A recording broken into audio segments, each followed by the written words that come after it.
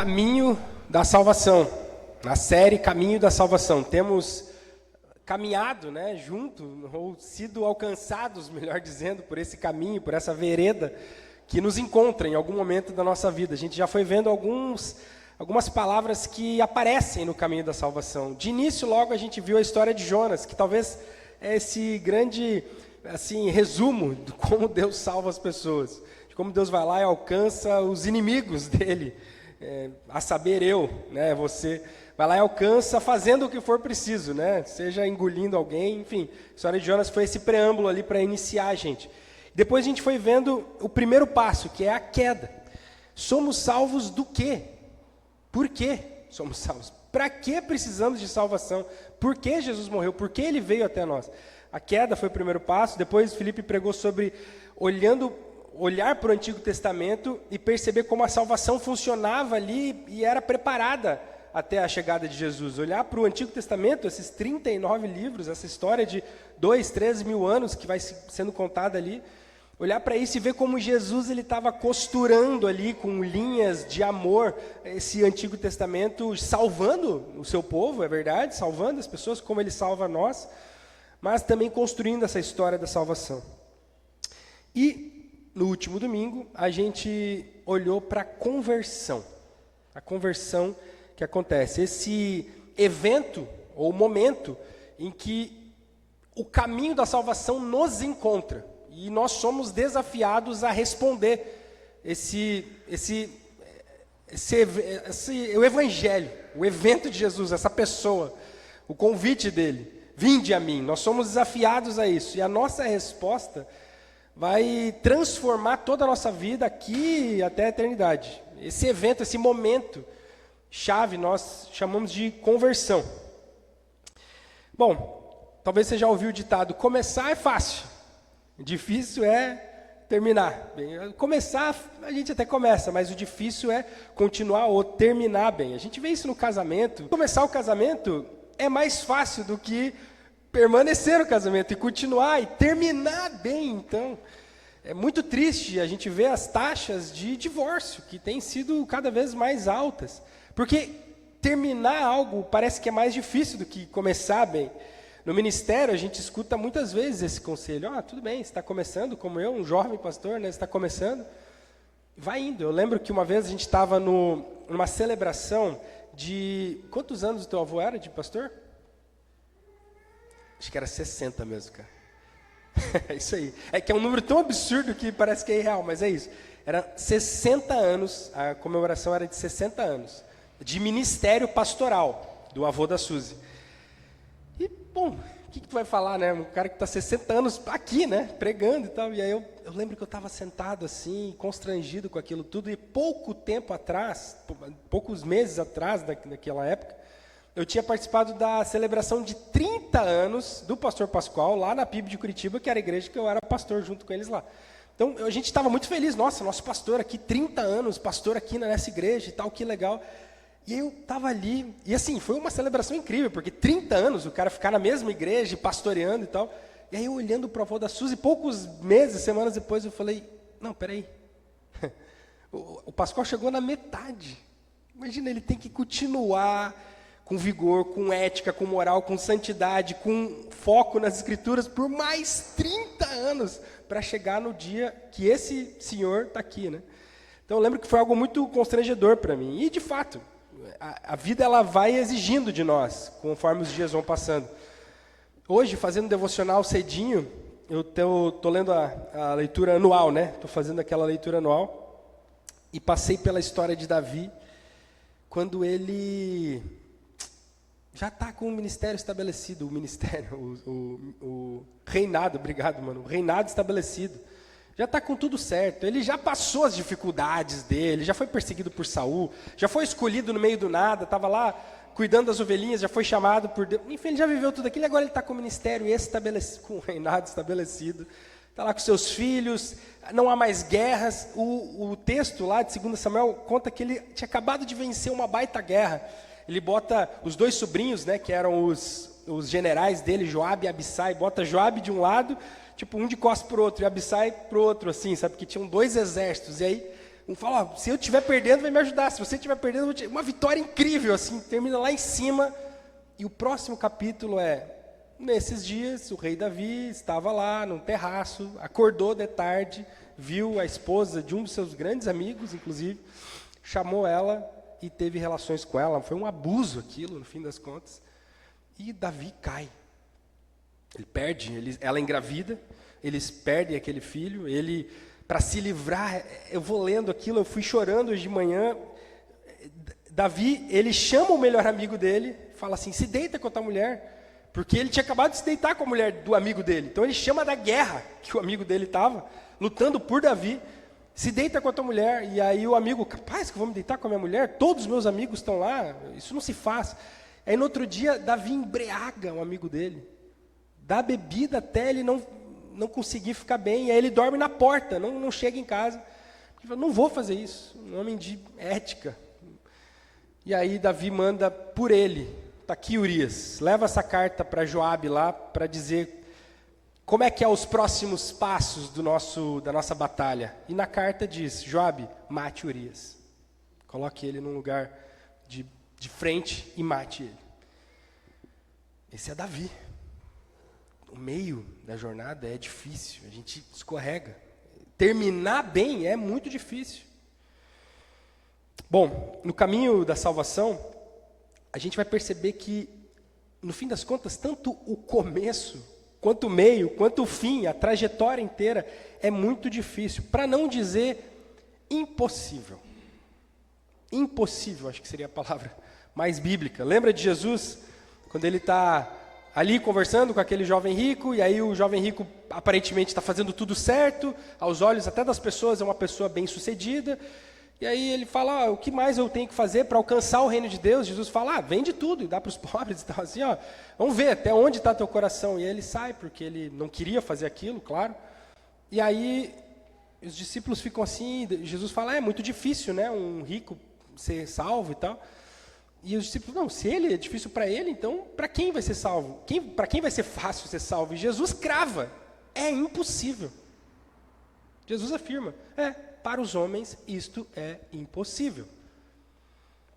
Mas para Deus tudo é possível, Jesus fala, né? Os primeiros passos da conversão a gente viu na semana passada, o início, como a gente começa, as primeiras respostas que a gente tem que dar a esse encontro, quando o caminho da salvação chega até nós. O arrependimento, a fé no Evangelho. A gente viu tudo isso na semana passada. Como a gente precisa se arrepender, mudar de vida, crer em Jesus, crer no Evangelho. Esse é o início do novo nascimento. Mas imediatamente depois, a gente entra nessa tensão, eu diria, chamada entre obras e graça. E a gente fica o quanto que a gente tem que se esforçar para alcançar as coisas. E o quanto que as coisas, de fato, nos alcançam. O quanto que Deus vai lá e chega até nós. Essa tensão, ela é abordada ao longo da história do cristianismo inteiro. E eu diria que uma maneira inteligente da gente entender tudo isso é entender que são pontos de vista em momentos diferentes. Se você olha um momento da tua jornada com Jesus, você vai perceber algo acontecendo. Se você olha outro momento, você vai perceber outras coisas. Como nós vimos na semana passada, o início é graça. É graça. Nós estávamos mortos, éramos inimigos. Se alguém aqui puder levantar a mão e falar, eu consegui ser salvo pela minha obediência, pela minha força, não, calma, vai estar errado. Se alguém conseguir falar isso, eu fui salvo pelo meu esforço, vai estar errado. Porque nós fomos alcançados em amor por Jesus. No início, o que nós temos que fazer para alcançar a salvação? O que alguém aqui teve que fazer e produzir para alcançar a salvação? Dependeu de alguma obra, obediência, cumprimento da lei prévio, teu, meu, para que a gente alcançasse a salvação? Não. Quando a gente olha para o início da nossa jornada, quando o caminho nos alcança, a graça é só o que acontece. Nada que nós pudéssemos ter feito ao longo da nossa vida era suficiente para apresentar para Deus e falar assim, oi, prazer Jesus, eu tenho isso aqui, é suficiente para ser salvo? Não. Agora, durante a nossa vida, esse é o primeiro momento. A gente olha para o primeiro dia, o dia 1 da nossa salvação, a gente olha para isso. Agora, será que nós podemos ter certeza que nós fomos salvos? Será que nós podemos ter a garantia de que esse evento aconteceu? Qual que é a certeza que a gente pode ter de que, de fato, fomos alcançados pela graça? Para que servem, então, os mandamentos, a lei de Deus, a vontade de Deus, aquilo que Ele ensinou? Para que serve tudo isso? E o fim, a gente pode olhar para o fim também. Será que nós podemos ter certeza que lá no último dia estaremos com Jesus? Estaremos à direita de Jesus? Aqueles que foram salvos? O que garante que lá no último dia nós estaremos aptos para sermos salvos, para a salvação? Hoje eu queria avançar nessa compreensão. Quando a gente olha para o primeiro dia, a gente entende o que a gente entendeu semana passada. Eu queria avançar na nossa compreensão e perceber o papel crucial das boas obras durante a jornada. O dia 2, 3, 4. E da segurança que nós podemos ter, da garantia, que chegaremos lá no final com a garantia da vida eterna. Se você está com a tua Bíblia aí, eu queria te convidar a abrir em João 14. E, mais uma vez, eu vou acabar citando muitos textos. E eu não vou dar nem as referências, pode pegar comigo no final aqui. Mas mantenha a Bíblia aberta em João 14, e ali os versículos, eu vou olhar para esses versículos e daqui a gente vai perceber o que Jesus tem para nos ensinar. João 14, versículo 15 em diante ali. O contexto é um dos mais épicos também. Jesus está na última refeição com os discípulos antes da morte dele. Aquela quinta-feira à noite que Jesus teve uma refeição parecida com essa aqui que a gente viveu. Em algum momento, no final da noite, ele vai lá, parte o pão, serve o vinho, aquilo que o Mano leu para nós aqui, fala, esse aqui é o meu corpo, esse é o meu sangue. Eu vou morrer daqui a pouco. Eu vou ser preso, alguém vai me trair. Ele lava os pés dos discípulos. É a última ceia ali que Jesus está, antes de morrer. E como eu já tinha pregado outra vez aqui, esses últimos momentos que alguém tem um com o outro, são oportunidades para a gente falar coisas muito importantes. Porque a gente talvez não vai se encontrar. Então Jesus, claro, ele era inteligente e marcou essa última ceia, eu imagino, com palavras muito diretivas. Isso aqui, tudo que Jesus falava era bênção, claro. Mas essa última noite, a mente dos discípulos devia estar mais focada, prestando atenção melhor. E Jesus dá palavras importantes aqui. Ele vai falar muita coisa. Capítulos 14, 15, 16, 17 de João. No capítulo 14, Jesus diz assim, se vocês me amam, versículo 15, tá? Se vocês me amam, guardarão os meus mandamentos. E eu pedirei ao Pai, e Ele lhes dará outro Consolador, a fim de que esteja com vocês para sempre. É o Espírito da verdade, que o mundo não pode receber, porque não o vê, nem o conhece. Vocês o conhecem, porque Ele habita com vocês e estará com vocês. Bom, Jesus começa falando, se vocês me amam. Esse é o primeiro mandamento. Você sabia disso? Esse é o primeiro e maior mandamento. É amar o próprio Deus. O maior mandamento que Deus nos deu, e é o primeiro, é amem o seu Deus. Amem a mim, Deus fala, né? O judeu chama isso de Shema, que é escuta, né? Shema, essa palavra, mas é um termo famoso, o Shema, porque é a parte mais importante. Quando Deus fala, escuta, ó Israel, o mandamento que eu tenho para vocês é amem o seu Deus, me amem. Lá em Deuteronômio 5, 6, escuta Israel, o Senhor nosso Deus é o único Senhor, portanto ame o Senhor, o seu Deus, de todo o seu coração, de toda a sua alma e com toda a tua força. Aí mais para frente Jesus reforça isso. Quando perguntam para ele, Jesus, né?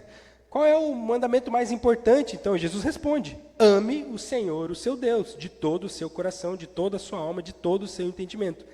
Este é o grande e primeiro mandamento.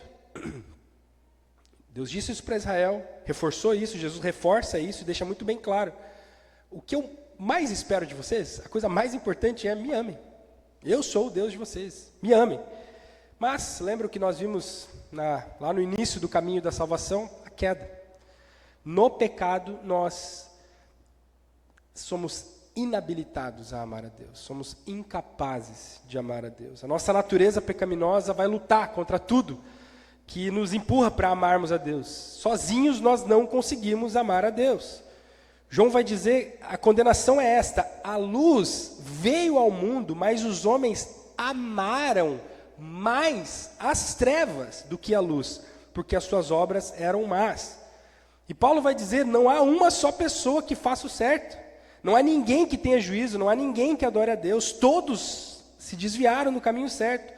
Todos se perderam, não há mais ninguém que faça o bem, não há ninguém mesmo. É impossível a gente amar a Deus enquanto nós somos pecadores. Nós não temos habilidade para isso, porque todos nós nos desviamos, a Bíblia fala, todos são incapazes, maus. A luz veio para nós e os homens, eu e você, amamos mais as trevas. O primeiro passo de amor é de Deus para conosco, é do alto para conosco. Às vezes os meus filhos querem comprar um presente ou para mim ou para um amiguinho, e é muito interessante porque eles querem fazer algo bom. Ah, pai, eu quero te dar um presente, um chocolate, ou às vezes umas coisas tricaras assim, né? Ah, eu queria muito fazer isso, eu vou fazer isso. E o que eu penso? Sim, com meu dinheiro, aí é fácil. É claro, com meu dinheiro elas nem pensam que custa algo, porque para elas compra aí, e aí tu me dá e eu te dou. Ou quando elas vão dar um presente para um coleguinha, eu quero dar uma bicicleta para a Ceci, a minha amiga e tal. Claro, é fácil na cabeça delas, porque elas não têm, aquilo não custa. Eu vou ser o fornecedor daquele dinheiro, é mais ou menos isso que acontece. Deus, Ele nos habilita a amar. João vai dizer, veio para o que era seu, e os seus não o receberam. Mas a todos quantos o receberam, deu-lhes o poder de serem feitos filhos de Deus, a saber, aos que creem no seu nome. Opa, alguns receberam. Alguns receberam o poder de serem feitos agora filhos de Deus. Todos aqueles que creem no seu nome, beleza. Os quais, esses, não nasceram do sangue, nem da vontade da carne, nem da vontade do homem, mas de Deus. Paulo diz, ora, a esperança não nos deixa decepcionados, porque o amor de Deus é derramado em nosso coração, pelo Espírito Santo que nos foi dado. Porque Cristo, quando nós ainda éramos fracos, morreu a seu tempo pelos ímpios. Dificilmente alguém morreria por um justo, embora por uma pessoa boa alguém talvez tenha coragem de morrer, Paulo fala. Mas Deus prova o seu amor, o seu próprio amor para conosco pelo fato de Cristo ter morrido por nós quando ainda éramos pecadores. Deus nos amou. O mandamento é, me amem. Por causa da queda nós não conseguimos amar Deus, e Ele vai lá e nos ama. Mesmo quando nós éramos pecadores, ainda quando nós somos ímpios, inabilitados. A verdade é que ninguém nunca conseguiu amar a Deus pelas suas próprias forças, pela sua própria vontade. Ninguém consegue amar a Deus. João vai botar isso de uma maneira tão clara. Ele diz assim, e o amor é isto: não fomos nós que amamos a Deus, mas foi Ele que nos amou e mandou o seu Filho para que por meio dele os nossos pecados fossem perdoados. Nós amamos porque Deus nos amou primeiro. Se o primeiro mandamento é amarmos a Deus, Ele nos amou para que então nós pudéssemos amá-lo. Jesus, eu contei um pouco dessa história, e essa é uma das histórias para mim mais fantásticas, não só para mim, para muitas pessoas, quando Ele multiplica os pães, porque nesses dias ali, todos que estão acontecendo isso, acontecem muitas coisas legais no mesmo lugar, no mesmo momento ali. Ele faz a multiplicação dos pães e peixes, 15, 20 mil pessoas são alimentadas por 5 pães e 2 peixinhos, mas tudo bem, na outra noite é quando Ele caminha sobre as águas, Jesus está assim, fazendo e acontecendo, algo incrível. Naquela manhã seguinte, a multidão vai lá atrás de Jesus de novo. Ah, Jesus, onde é que tu estava? A gente viu que tu saiu de lá para cá, mas ninguém viu porque tu não entrou no barco. É claro, porque eu fui andando sobre as águas. Que incrível tudo isso. Onde tu estava? A gente quer mais de ti. Jesus fala assim, não, o que vocês querem é o pão de ontem. Que alimentou a barriga, eu cuidei das necessidades de vocês e eu faço isso. Eu sou esse Deus que cuida, que alimenta o pardal. Vou deixar você com fome, claro, eu cuido. Mas tem algo a mais aqui. E aí sim, eu queria te convidar a abrir em João 6, para a gente olhar como Jesus lida com essa situação.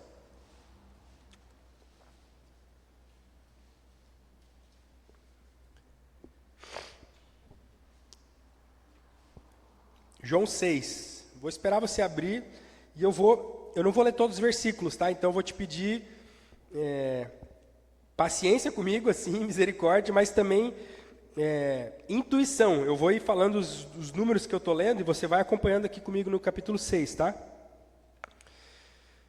No 25 ele fala, né? Eles falam, quando o encontraram do outro lado do mar, perguntaram, mestre, quando chegaste aqui? E aí Jesus já responde, a verdade é que vocês estão me procurando não porque viram sinais, mas porque comeram os pães, ficaram satisfeitos. E aí Jesus fala ali no 27, trabalhem, vocês fizeram todo esse esforço aqui, se esforcem para alcançar o reino de Deus, não para alcançar comida que perece. E eles falam, claro, no 28, o que precisamos fazer para alcançar, realizar as obras que Deus requer? E aí Jesus fala, creiam em mim.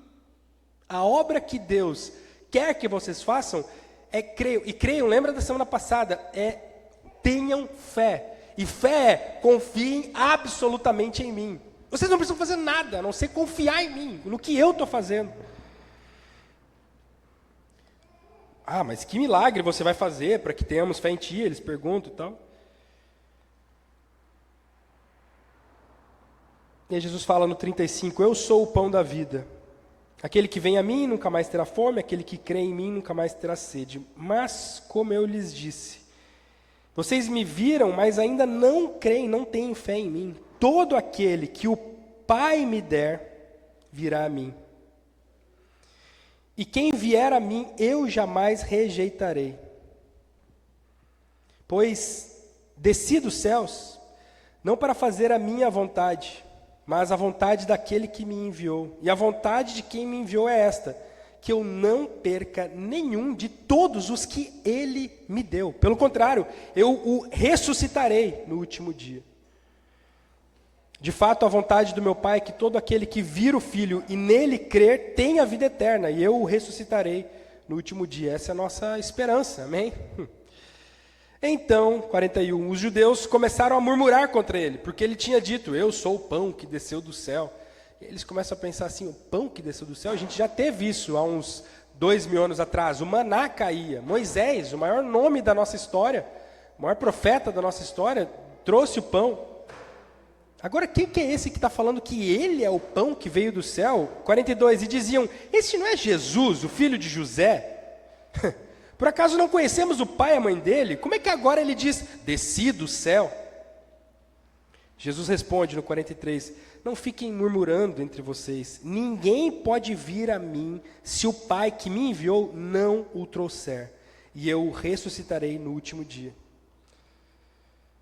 Então os judeus, no 52, começaram a discutir entre si, como é que ele pode nos dar a sua própria carne para comer? Porque Jesus fala, o meu corpo você tem que comer, o meu sangue você tem que beber. Irmãos, foi exatamente o que a gente fez há 20 minutos atrás. Nós temos que confiar em Jesus a ponto de depender a nossa vida inteira nele. É isso que ele está querendo dizer. Participem da minha obra, participem do que eu estou fazendo, crendo em mim.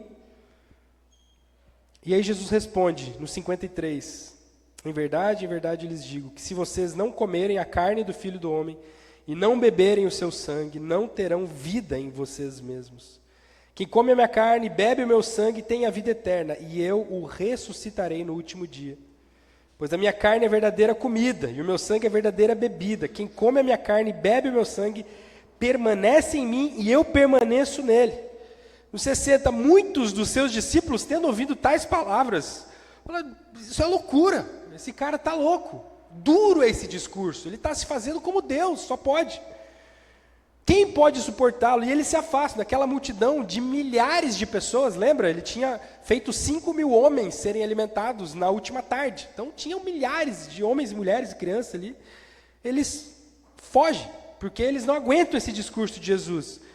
Aí no 64, ora, Jesus sabia desde o princípio quais eram os que não criam e quem iria traí-lo. E prosseguiu: por causa disto é que eu falei para vocês, que ninguém pode vir a mim se não lhe for concedido pelo Pai. 66, diante disso, muitos dos seus discípulos, e agora não é mais a multidão, agora é aqueles que já estavam seguindo Jesus talvez há algumas semanas, alguns meses, muitos dos seus discípulos, aquelas centenas de pessoas que estavam seguindo Jesus, o abandonaram e já não andavam mais com ele. E aí Jesus pergunta para os 12 que estavam ali: será que vocês também querem se retirar? Porque está todo mundo indo embora. E aí Pedro responde: Senhor, para onde iremos, se só Tu tens as palavras de vida eterna? E aí Jesus, lá em Mateus, vai dizer sobre essa fala de Pedro, ele diz assim: bem-aventurado é você, Pedro, porque não foi carne nem sangue quem revelou isso a você, mas foi o meu Pai. Você que permaneceu e deu a resposta certa, até você, isso aí, bem-aventurado, porque o Pai revelou isso para você. O fruto do Espírito, sabe qual que é o primeiro fruto do Espírito? Amor. Se o Pai, se o Espírito, se Jesus não agir em nós, nós não conseguimos cumprir o primeiro e maior mandamento. A queda nos inabilita, nos impossibilita. Ele é quem dá o primeiro passo. Se o Pai não fizer, se Jesus não fizer, Ele nos amou, Ele veio à luz, veio, nós o rejeitamos. Ele se entregou quando nós ainda éramos pecadores. Lembre das palavras de João lá: nós o amamos porque Ele nos amou primeiro. Você ama a Deus mais do que qualquer coisa?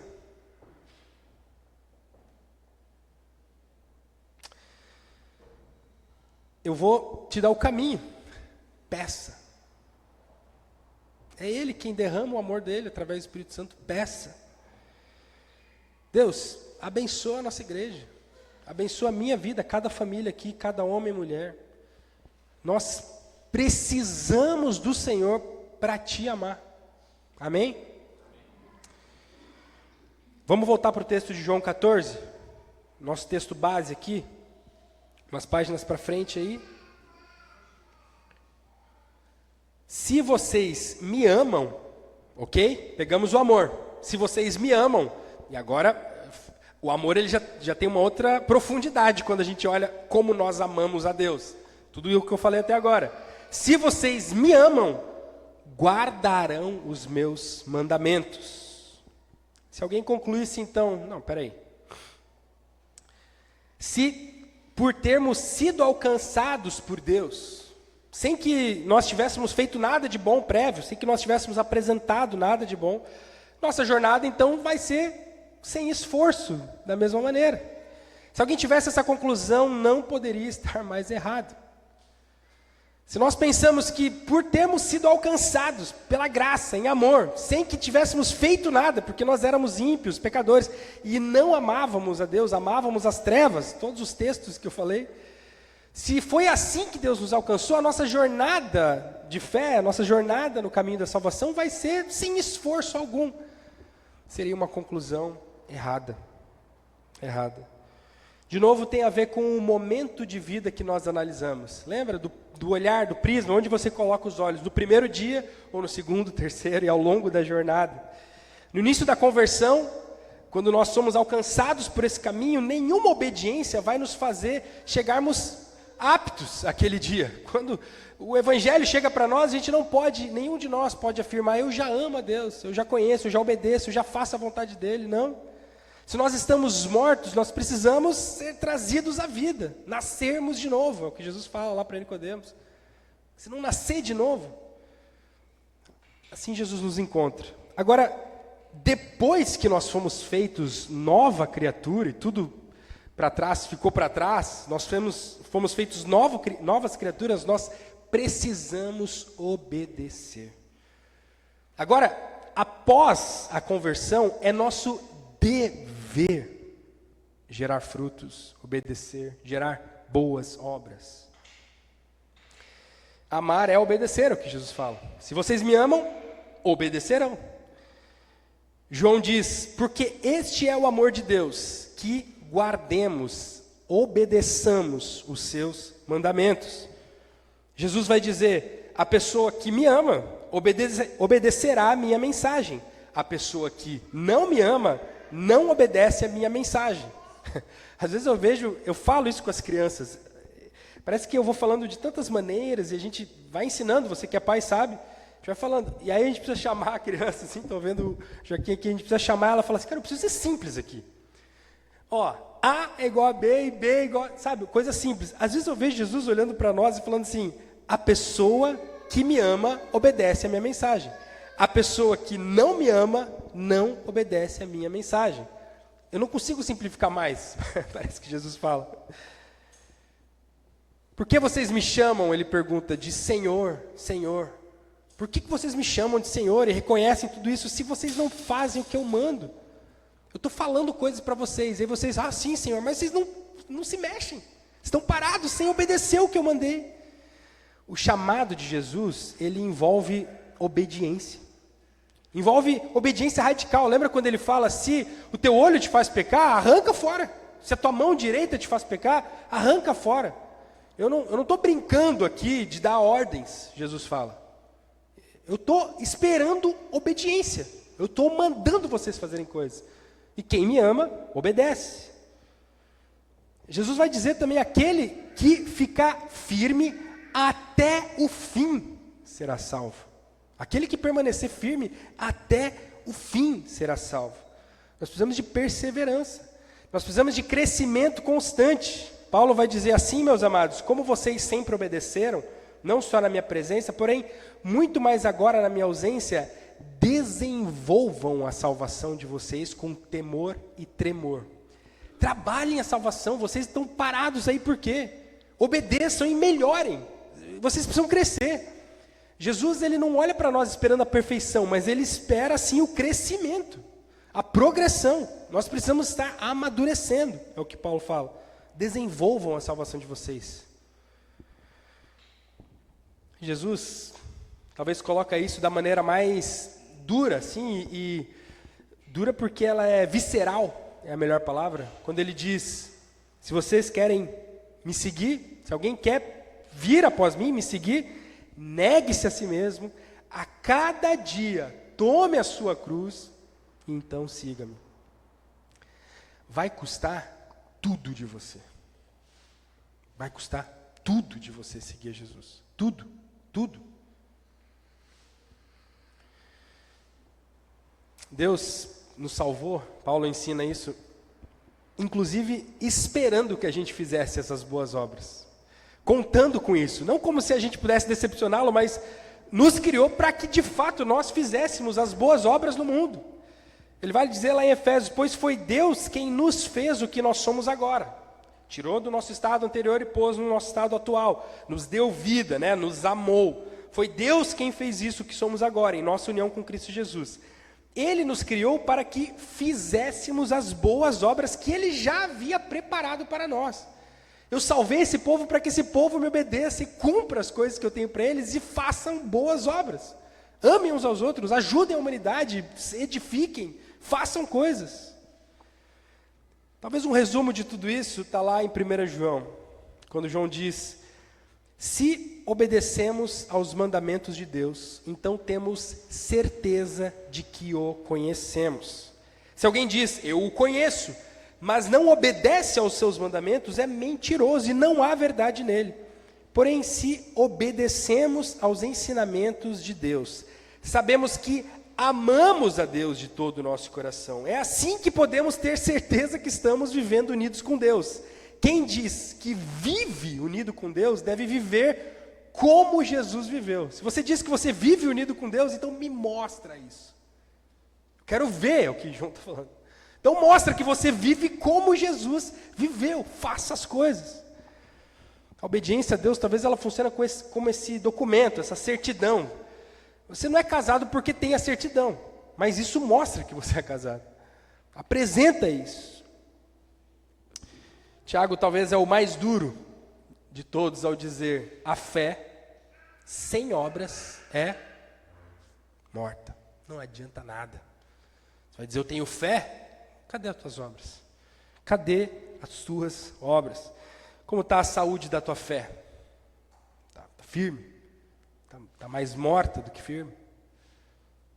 Como é que está a saúde da tua fé? Como é que você... As pessoas têm visto que você ama a Deus.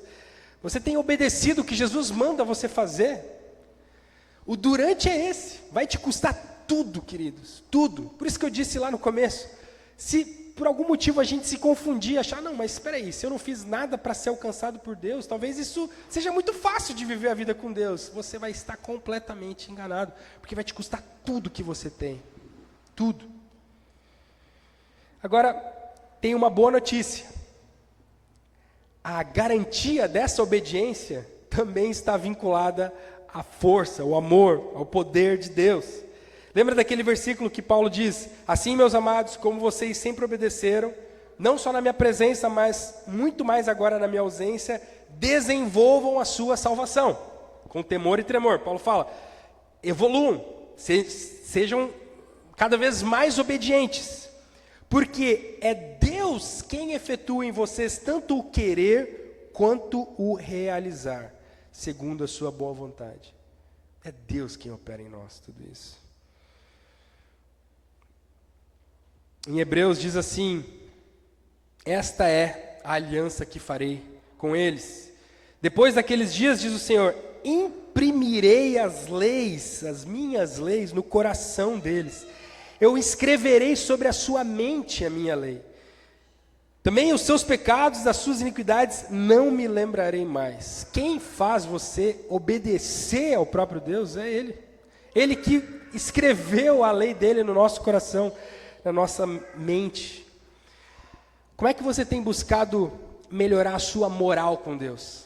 Quando você é confrontado com tudo isso e talvez se pergunta, reflete, puxa, eu tenho errado nisso, eu tenho falhado naquilo, eu entendo que Deus me amou, mas agora que eu estou percebendo que custa tudo, que eu preciso obedecer a Deus, eu estou mal, eu preciso melhorar. A quem você recorre quando você precisa ser mais obediente? Sua própria força, ao religiosismo, a coisas materiais, vãs? Deixa eu te dar o caminho. Fecha o teu quarto, ajoelha e pede para Deus. Deus, lembra que os discípulos, me dá mais fé. Me ensina a obedecer mais. Eu estou falhando. Eu não estou conseguindo carregar minha cruz. Todos os dias eu estou desobediente nisso. Eu quero melhorar. Busque a ajuda do próprio Deus. Por fim, lembra da diferença de momentos, né? O início, quando nós somos convertidos, né? Deus nos alcança, esse primeiro dia ali, esse durante, que é um período de obediência crescente, e o fim. E o fim, eu diria numa palavra, segurança. Então, com o texto aberto de João 14, percebe lá, ó. Se vocês me amam, ok? Vimos já sobre como nós amamos a Deus, porque Ele nos amou primeiro. Guardarão os meus mandamentos, ok? É verdade. Se eu amo a Deus, eu preciso passar minha vida inteira guardando os seus mandamentos. E eu pedirei ao Pai, e ele lhes dará outro Consolador, a fim de que esteja com vocês para sempre. É o Espírito da verdade, que o mundo não pode receber, porque não o vê nem o conhece. Vocês o conhecem, porque ele habita com vocês e estará com vocês. É um erro comum a gente desconfiar de que de alguma maneira, de alguma forma, nós possamos estar afastados ou perder esse amor de Deus. Seja o amor que Deus tem por nós, ou seja o amor que nós temos por Deus. O ponto central para a gente entender isso é nos perguntarmos: quem nos salvou? Quem nos salvou? Quem me salvou? Como eu fui salvo? Será que eu fui salvo pelo que eu fiz ou porque alguém fez algo por mim? Porque se fui eu quem me salvei, é verdade, eu posso perder essa salvação. Se eu alcancei algo, eu posso desistir desse algo também. Agora, se eu fui alcançado por alguém, esse alguém, sendo Deus, é muito maior e vai garantir que eu chegue até o fim. Paulo diz: eu estou certo, convicto, que aquele que começou a boa obra em vocês há de completá-la até o último dia, até o dia de Cristo Jesus. Hebreus diz, olhando firmemente para o autor, quem começa, e consumador, quem termina, da nossa fé, Jesus, o qual em troca da alegria que lhe estava proposta, suportou a cruz, sem se importar com a vergonha, e agora está sentado à direita do trono de Deus. Que alegria é essa que foi proposta para Jesus? Para que ele trocasse tudo, sofresse, em prol da alegria, a Bíblia fala, em troca de uma alegria. Que alegria é essa? É ser glorificado pela igreja, é as bodas, é poder no final ter um povo que adora Ele. Essa é a alegria que Jesus olhava e fitava quando Ele estava na cruz, é o que o versículo está falando. Ele sabe que esse dia vai chegar, porque é Ele quem vai fazer esse dia chegar. Eu e você chegarmos lá no fim e adorarmos a Ele. Ele é o autor e consumador da nossa fé. Se somos suas ovelhas, como Ele fala lá em João, nada vai poder tirar nós das mãos dele. As minhas ovelhas ouvem a minha voz, eu as conheço e elas me seguem. Eu lhes dou a vida eterna, jamais perecerão, e ninguém as arrebatará da minha mão. Aquilo que o meu Pai me deu é maior do que tudo, e da mão do Pai ninguém pode arrebatar. Hebreus diz: Jesus, porém, tendo oferecido para sempre um único sacrifício pelos pecados, assentou-se à direita de Deus, aguardando daí em diante, até que seus inimigos sejam postos por estrado dos seus pés, que é onde Jesus está agora, aguardando o final. Porque com uma única oferta, Ele aperfeiçoou para sempre os que estão sendo santificados. Presta bem atenção no que o versículo fala. Com a única oferta, a morte de Jesus na cruz, Ele aperfeiçoou. O que é aperfeiçoar? Tornar perfeito. A oferta de Jesus na cruz, Ele sabe que no fim nós chegaremos perfeitos. Perfeitos. Eu tornei perfeito esse povo. E percebe o que Ele diz? Ele aperfeiçoou para sempre os que estão sendo santificados. Os que estão no dia 2, 3, 4, no meio do caminho, vivendo essa obediência e essa santificação. A gente vai falar ainda sobre santificação no caminho da salvação e sobre glorificação, o final de tudo. Então, não vou entrar em mais detalhes aqui, né? Deixar mais para frente. Se vocês me amam, guardarão os meus mandamentos. E eu vou pedir ao Pai, e o Pai vai dar para vocês o Espírito Santo. Ele fala, o Espírito da verdade. Ele habita em vocês. Ele vai estar com vocês para sempre, né? João 14, o 15 e o 17 ali, Jesus fala sobre o Espírito Santo. No momento da nossa conversão, nós somos selados com o Espírito Santo. Como essa garantia de que nós seremos aperfeiçoados, como Jesus falou. Nós seremos aperfeiçoados e santificados até o nosso último dia. E o selo, a garantia de que isso vai acontecer é o Espírito Santo em nós. Ele não fica entrando e saindo nas pessoas, salvando e dissalvando, salvando e dissalvando. Não é assim que funciona. O Espírito Santo habita. Percebe o que o texto está falando? Habita em vocês. Quando? Sempre, diz no versículo. Existem manifestações do Espírito Santo, claro. Poder. Isso aconteceu muito em Atos. Poder para milagres, coisas fantásticas. Os dons do Espírito Santo, ele vai edificando a igreja, e as pessoas têm um dom e têm outro, e é uma multiplicidade, é algo incrível que vai acontecendo. Tudo bem, a plenitude, você está cheio do Espírito Santo, os frutos do Espírito Santo, ele vai transformando, tudo isso acontece. Ele é uma pessoa que age nas nossas vidas, e é Ele quem está nos santificando. Mas no dia da nossa conversão, nós somos selados, e ali Ele habita para sempre em nós, até o último dia. Paulo fala lá em Coríntios, aquele que nos confirma juntamente com vocês em Cristo e que nos ungiu é Deus, que também pôs o seu selo em nós e nos deu o penhor do Espírito em nosso coração. Aquele que garante, né, o penhor, aquele que garante, eu tenho o Espírito Santo no meu coração. Paulo também diz em Efésios, nele também vocês, depois que ouviram a palavra da verdade, o evangelho da salvação, tendo nele também crido, tendo fé, receberam o selo do Espírito Santo da promessa. O Espírito é o penhor da nossa herança, até o resgate da sua propriedade em louvor da sua glória. Pega aqui o Espírito Santo, depois eu pego de volta, lá no fim. Até lá eu vou te aperfeiçoar, Lá no fim vai ser a nossa herança. E o Espírito Santo é o penhor, é a garantia de que nós chegaremos lá. Não entristeçam o Espírito de Deus, Paulo diz, no qual vocês foram selados para o dia da redenção.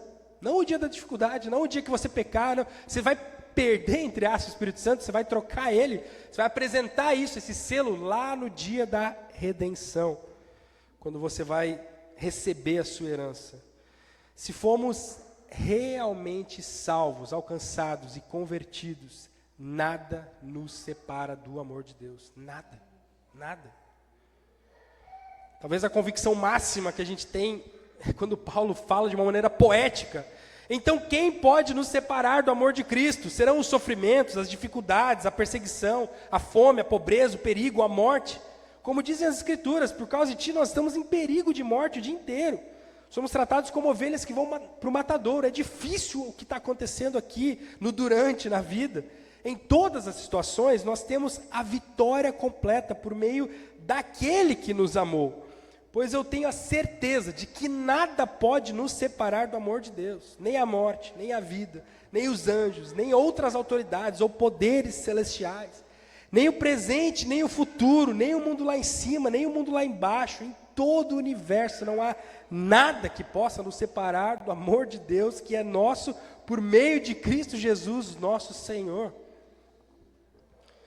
Você tem sofrido crises, dúvidas em relação à tua posição com Deus? Você tem se questionado? Você tem vivido momentos em que talvez você se vê aflito? Como é que eu estou com Deus? Onde está Deus? Como Ele me enxerga? Como tem sido a minha caminhada com Deus? Se lembre dessa verdade. Pregue isso ao seu coração todo dia, até que você creia nisso. Abre Romanos 8 e prega isso, lê, relê. Deus, eu quero acreditar que nada vai me separar do teu amor. O caminho da salvação, ele é cheio de verdades poderosas, impactantes. Talvez uma das que mais nos oferece consolo é essa: eu venci o mundo, Jesus fala isso. Tem de bom ânimo, eu venci, tem de paz. Vocês vão ter aflições no mundo, ele fala, mas eu venci o mundo. Nós podemos enfrentar e vamos enfrentar tentações, quedas, fraquezas, frustrações, desistências, ataques, confusões, crises, choro, pecados. Nós iremos enfrentar tudo isso. No mundo vocês vão ter aflições, mas tem de bom ânimo. Se a nossa fé está somente em Cristo, absolutamente em Cristo, se nós cremos nele, nós podemos ter a certeza de que é pela obra dele que nós temos a segurança. Podemos chegar como Paulo chegou nos últimos dias da sua vida e disse: combati o bom combate, completei a carreira, guardei a fé. Desde agora está me guardada a coroa da justiça, que o Senhor, o reto juiz, me dará naquele dia. Não somente a mim, Paulo fala, mas a todos os que amam a sua vida. Que possamos viver com alegria. Quando eu olho para essa palavra, por mais que ela nos desafie a gente se levantar e agir, tomar todos os dias a nossa cruz, isso aí vai custar tudo. Se não está te custando, você não está obedecendo. Se não está custando para você, você não está obedecendo, porque custa muito, é difícil obedecer. Vai custar tudo que você tem. Mas eu queria botar um banho de alegria no teu coração. Que você pudesse sair daqui com a convicção que é Ele quem começou a boa obra em nós. É Ele que vai cumprir, Ele é o autor e consumador da nossa fé. Ele pôs o Espírito Santo. Se você creu em Jesus, Ele pôs o Espírito Santo como um selo para caminhar com você, para ser esse consolador, esse auxiliador, até o último dia. Até o último dia. Amém? Vamos orar? Deus, nós te agradecemos, Deus, porque o Senhor teve misericórdia de nós, Deus. Obrigado. Pai, nós somos imerecedores. Tantos textos nós vemos quão incapazes nós somos. Deus, eu não preciso nem da Bíblia. Eu olho para o que eu fiz ontem, anteontem, o que eu vou fazer talvez ao longo do dia de hoje. Deus, eu sou tão falho. Quando eu olho Davi, esse grande homem de Deus, esse homem que é considerado homem segundo o teu coração, vai lá e peca de maneira tão brutal, tão vil, tão cruel, adultera, abusa de uma mulher, mata o melhor amigo, acha que vai conseguir sair por... Deus, eu sou essa pessoa, Deus. Deus, me perdoa por quem eu sou. Eu fico tão pequeno quando eu olho para Ti, Deus, e para a Tua lei, para os Teus mandamentos. Agora, me enche de alegria, Deus. Eu fico, talvez como Pedro, andando sobre as águas, quando eu olho para Jesus. Quando eu olho para Ti e percebo que em Ti há salvação. O Senhor me amou quando eu era ninguém, quando eu não Te amava, Deus. Obrigado porque o Senhor tem feito essa obra em mim, o Senhor tem me ajudado, mesmo quando eu falho, quando eu caio. É o Senhor que me dá a obediência, é o Senhor que me dá a força para isso, Deus. Agora eu oro para que essa igreja aqui possa ter convicção nisso, Deus.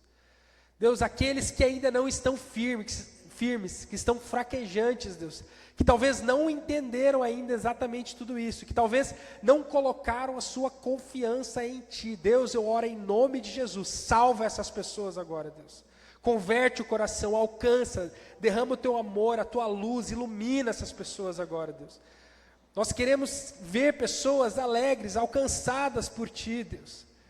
E talvez aqueles que estão cambaleantes, que creem em Ti, mas que talvez estão passando por um momento de dificuldade, ou um momento de crise de fé, um momento de não acreditar mais em algumas coisas, ou olham ao seu redor e veem ataques, veem confusões, veem falta, vem lutas.